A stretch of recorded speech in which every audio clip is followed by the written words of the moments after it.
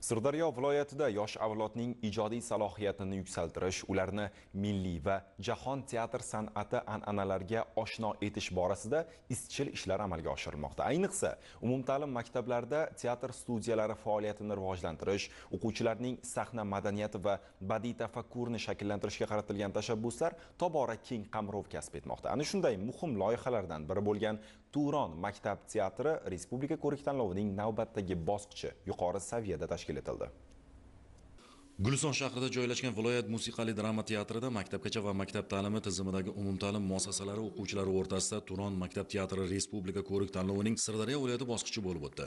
Mazkur tanlov umumta'lim maktablarida faoliyat yuritayotgan teatr studiyalarini qo'llab-quvvatlash, shuningdek, hududlarda teatr madaniyati va san'atini yanada rivojlantirish maqsadida tashkil etildi. Joriy yilda tanlovning tuman va shahar bosqichlarida jami 302 ta jamoa ishtirok etgan bo'lib, ular orasidan saralangan 11 ta eng yaxshi jamoa viloyat bosqichida qatnashish huquqini qo'lga kiritdi. Tanlov dasturi bir necha shartlardan iborat bo'ldi. Jumladan, bizning maktab nomli tanishtiruv qismida ishtirokchilar o'zlarining intellektual salohiyati, jamoaviy ishlash ko'nikmalari hamda ijodiy yondashuvlarni namoyish etdilar. Shuningdek, teatr Ibratxona sahna spektakli sharti doirasida ishtirokchi jamoalar ma'rifatparvar allomalar, buyuk shaxslar va mashhur yozuvchilar asarlaridagi qahramonlar obrazlarini sahnada jonlantirib, tomoshabinlar e'tiboriga havola qildi.